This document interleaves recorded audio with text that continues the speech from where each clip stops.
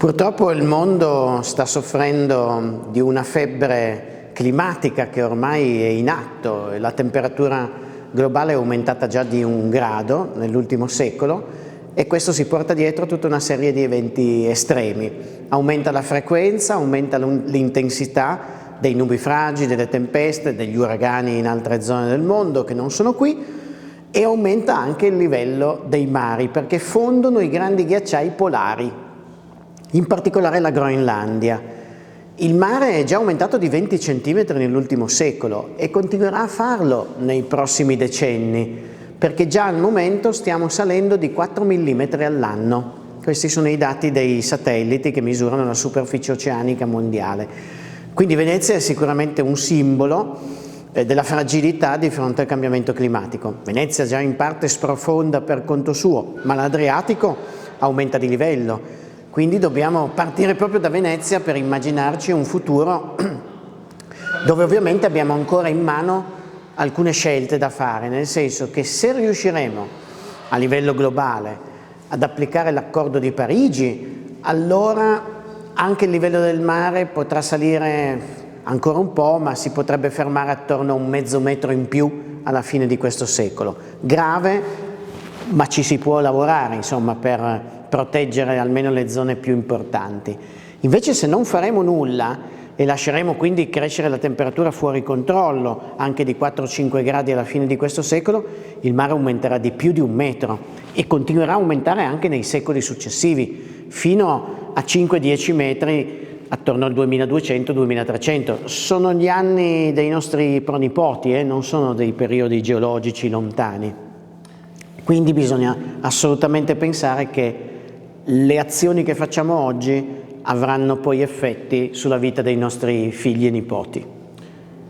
L'adattamento purtroppo non è mai una strategia che non ha un prezzo, ha sempre un prezzo.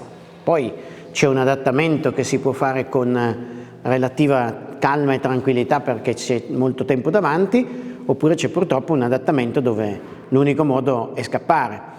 Per esempio, per l'aumento del livello del mare, Laguna Veneta e Delta del Po, a lungo termine non ci sono molte soluzioni se non riusciamo a contenere l'aumento di livello. Dovranno essere abbandonate certe zone costiere che verranno invase dal mare. Viceversa, in tanti altri casi possiamo adattarci lavorando sulla gestione dell'acqua. Abbiamo vissuto nel 2022 l'estate più siccitosa della storia nel bacino del Po.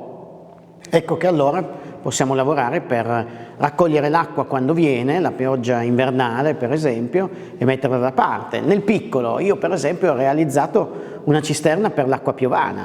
È una piccola cosa, ma intanto quell'acqua diventa preziosa quando non ce n'è da altre fonti. Potrebbe servire per gli usi meno nobili a livello domestico o per innaffiare l'orto. Possiamo adattarci recuperando tutte le nostre borgate alpine disabitate. Visto che fa più caldo in pianura, possiamo pensare, almeno nel semestre estivo, di abitare in montagna. L'Italia è piena di montagne ed è piena di zone abbandonate, quindi c'è molto lavoro da fare per cercare di attutire il colpo. Beh, direi che è la partita più importante per il nostro territorio, per l'ambiente, per il nostro pianeta Terra. I cambiamenti climatici sappiamo che incidono sempre di più nella nostra quotidianità, che diventano sempre più violenti e sempre più presenti. Se io guardo anche il nostro comune, nel giro di qualche decennio ha avuto trombe d'aria, ha avuto fortunali, una nevicata in pieno agosto di 15-20 cm di grandine, quindi direi che sono assolutamente di attualità. La serata quindi di questa sera vuole portare l'accento su questo tema. È inserita in un percorso che stiamo facendo da amministratori da diversi anni, perché da un bel po' che parliamo di tutelare la biodiversità, di tutelare il nostro paesaggio, di tutelare l'ambiente.